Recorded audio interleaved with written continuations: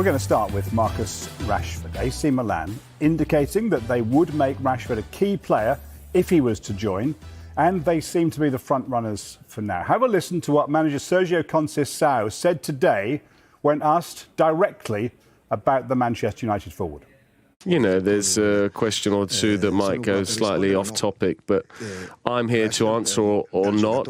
Marcus Rashford is an excellent player, just as a number of other players are for other teams and so on and so forth. We'll see what happens. So, Michael Bridge, what's our understanding of where we are tonight? Well, it's always nice to hear the words from a manager, not dismissing it, and to see what happens is positive for AC Milan supporters. But the latest we have, and it's quite a significant one, is that if United were to allow Rashford to leave, it's understood United are now leaning towards a straight loan and then reassessing his future in the summer. Adding an option would be considered, but the price would have to be right for Manchester United. So leaning towards a straight loan, but assessing his future at the end of the season is a really interesting one for me. Of course, you've just heard from Conceição there, AC Milan. We know there's interest from Italy and Spain. And yesterday we told you there was tentative interest here in the Premier League from West Ham United. And some words from the Manchester United manager today? Yes, I mean, it's always good. I mean, the topic is the FA Cup, but there's plenty of transfer talk today, and Ruben Amorim spoke to us earlier on the Rashford situation. We will see, guys. Let's focus on the game. They are available. They are training. We will see the selection for this game. They have to focus just in playing the next game.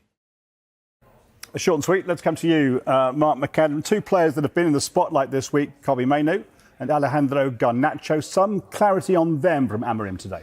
Yeah, well, that's a great thing when you've got a game so close that you know the manager is going to be facing the media. So those questions about transfers and players, he can actually clear a little bit up. And that's exactly what he's done under these circumstances, because we said on Wednesday that we believe, despite some media speculation, that Mainoo and Alejandro Garnacho were not for sale. They're not actively looking to sell those players. I know there were some reports suggesting that because of PSR, and particularly with Mainoo, he would represent 100% profit, which would be good to offset any issues that they may or may not have with regards to meeting the financial requirements.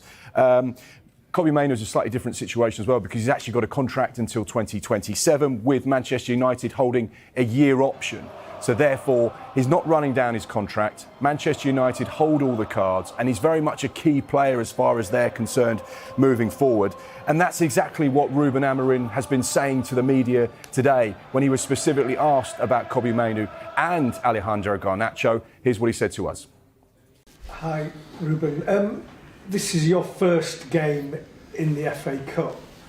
It's a traditional competition in English football. What do you know about the FA Cup, and what have you seen and been told about it?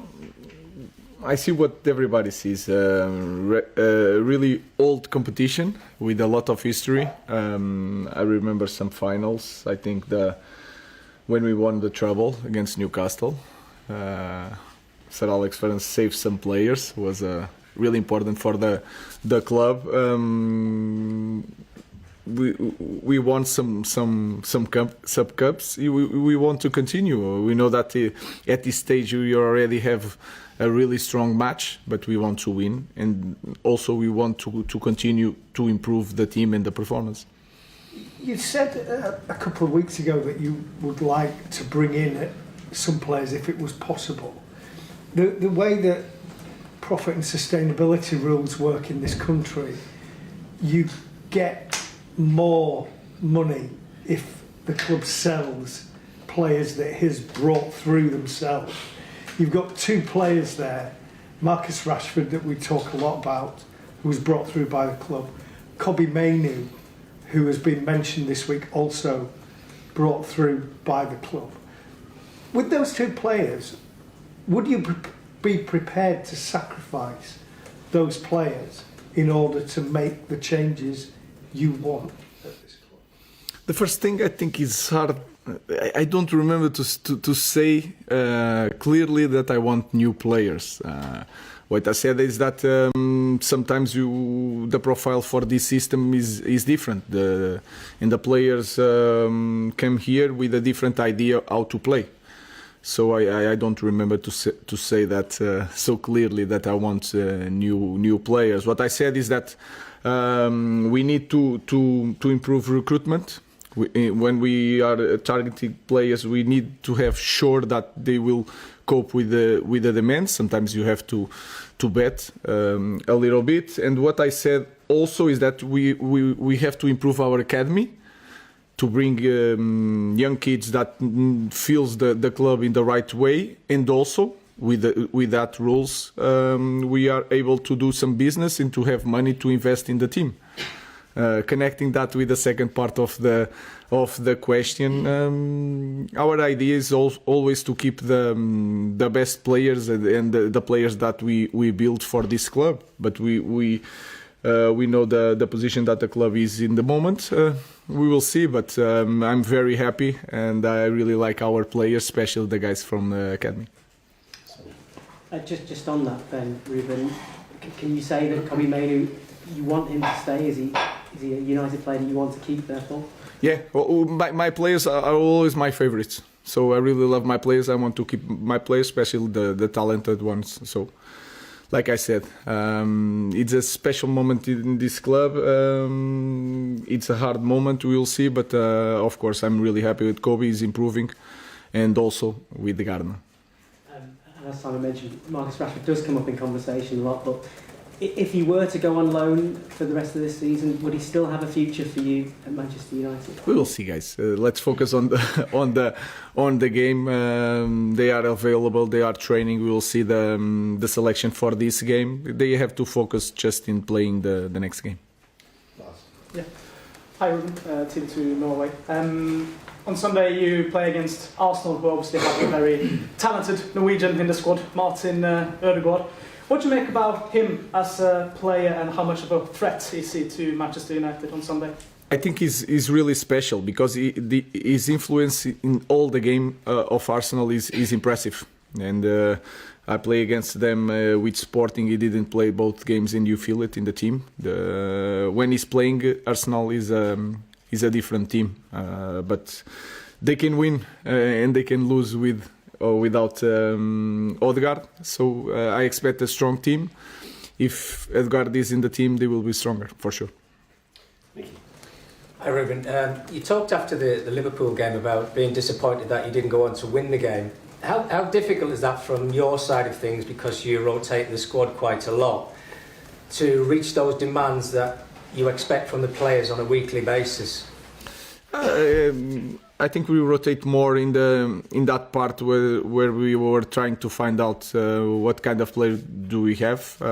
Then a lot of players were returning from injuries. Now we are rotating less. I feel that sometimes I have to choose fresh legs because I look at some players in the same position and I feel that they are at the same level. So I try to put some fresh legs.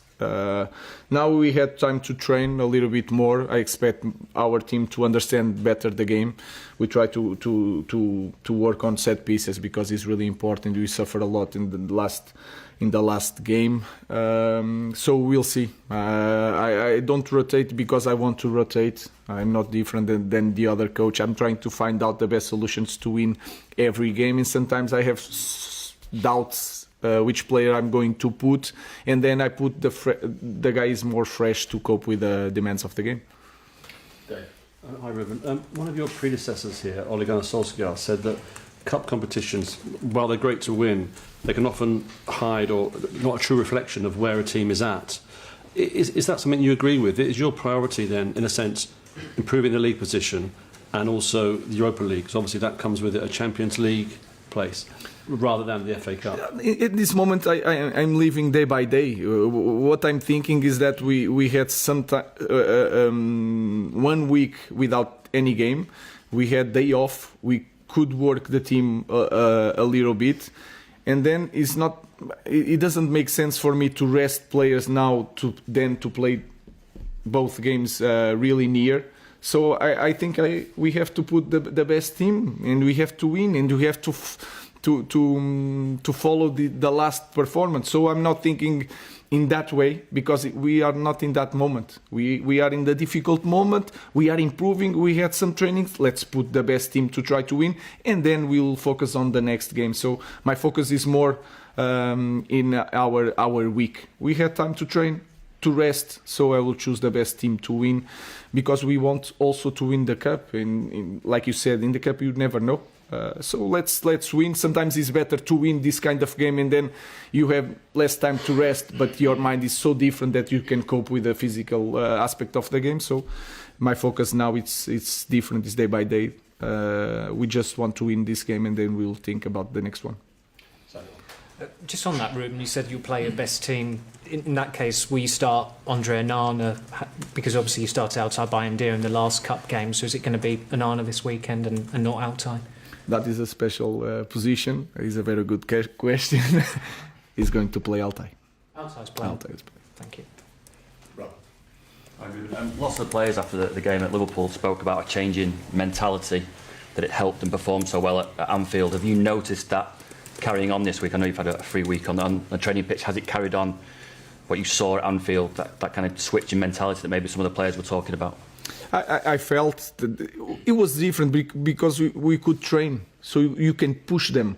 You can show what they need to do. It's so much easier with training, and then the environment is different because they felt the confidence in the performance. But we can say anything after a match or during a week. We have to show in the next game, so we are focused on that. But I felt that. I felt during the week they were focused on improving, and they were open to learn, and that was a good feeling this week. That's Ruben Amorim speaking a little bit earlier today, and some information just in from Manchester United. Yeah, we're going to be talking about this player. I get the feeling for quite some time. He always seems to feature in transfer windows, and it feels like this is the window where potentially he'll move. Randall Kolo Muani, 26-year-old PSG striker. He's been linked with Manchester United, and he's very much still a player of interest with regards to Manchester United. However, our information is there's been no further contact since their initial inquiry. Now, we know that doesn't mean it's off the table. Could they decide to look at it in the summer if he was still to be available? PSG are open to the move and would like to sell Muani in this transfer window if possible. He's only made 2 Ligue 1 starts this season, 8 substitute appearances. He's not started a Champions League game. Game time has been hard to come by, and you get the feeling that his time in Paris is coming to an end. He has a contract until 2028 at PSG, so they hold the cards with regards to any potential sale or loan. But what I think is really interesting is the fact that since that initial inquiry, Manchester United haven't gone back to the negotiating table to say, hang on, let's have another conversation here, which may lead you to think that someone else in the Premier League, Michael, could be interested. Yeah, Tottenham, my understanding is, are still interested in the forward. He could play across the whole front three. Spurs looking for reinforcements there of Ski, and he made a fantastic debut against Liverpool. They've got the goalie they want. People are asking me whether they're going to get a defender in. I think the priority is a forward, and Muani, yes, there is interest. And it's one of those where a move might suit all 3 parties this window. That's what makes deals happen. The selling club, the buying or loaning club, and the player would work for all of them. Yeah, absolutely. Whichever club. Yeah, and as I say, if Spurs retain the interest, and it must be said that the owners of PSG have a very good relationship with Daniel Levy. OK. Let's move on to Manchester City, who we expect to be busy this month. The club are actively pushing to sign 3 new players. We put that to Pep Guardiola today. I know all the month you're going to ask me the same about all you are linking in the media, so I'm not going to talk. So you can insist, I'm not going to answer because I don't know the situation. We know that we should not go to the transfer window. I don't like much. If the situation would happen that season with many injuries, and we have to try to do it because the situation that's what it is. So, but what happened, I'm not going to talk because I don't know. I know, of course, I have conversations with the club, but what the process and happen, I don't know what's going to happen because it's so difficult. And it's going to happen. It's going to happen. Otherwise, I cannot say anything else. Well, that was very polite, but not telling us a whole lot. What do we know, Mark? Do you know what? I feel sorry for reporters. Michael has to do it. I have to do it. We have to go into a press conference and ask the manager about transfers and about targets. And we have this little dance where we bring up the names and we try and find creative ways to say, are you going to sign this player? And every single manager hits it straight back. Sometimes it's fun. Sometimes it's a little bit spiky, as was the case there. But we have to try and do the job. And, of course, the manager doesn't want to talk about players that are another club. Now, this is really interesting because how many times do you see Manchester City active in the January transfer window, and you can see the three faces there that they've been linked with over the course of the last week. Let's start with the guy in the middle, Omar Mamouche, 25-year-old Egyptian winger. No deal agreed as of yet, but we're expecting Manchester City to approach Eintracht Frankfurt with regards to a deal. Our information is that Omar Mamouche wants to join Pep Guardiola at Manchester City. He's keen on the Premier League, he's keen to join the Premier League champions and wants to work under Pep Guardiola. The problem is the fee. Now, some people are saying to us that Eintracht Frankfurt wants £67 million, which is a huge deal to make happen. And let's be honest, France, Italy, Spain, has anyone in those countries got that type of money to spend? So it almost feels like Manchester City are essentially bidding against themselves or another Premier League side if they decide to show their hand with regards to Mamouche. Now, two other players you can see in the screen there. Abu Kadir Kusanov on my right-hand side, closest to you, Nick. Lens defender, 20 years old. Sky in Germany is saying that Manchester City have bid £42 million for him. That's the latest at the moment. No further developments. Talks continue. And this one, young 18-year-old, Vita Reese. He's a centre-back. Talks continue with Palmeiras. On Thursday, there was an initial conversation that carried on from the weekend, but no further agreements at this stage. But we do know that the two clubs are talking. 20-year-old, 18-year-old, 25-year-old. Fascinating to see what happens because clearly Manchester City not having a good season. They've not done a lot in January historically, so are we in different territory now? I think they've got to do something. I think Pep Guardiola maybe didn't say it as much today, but in his previous press conferences, they want to do something. I spoke to two Manchester City supporters on a train a couple of weeks ago.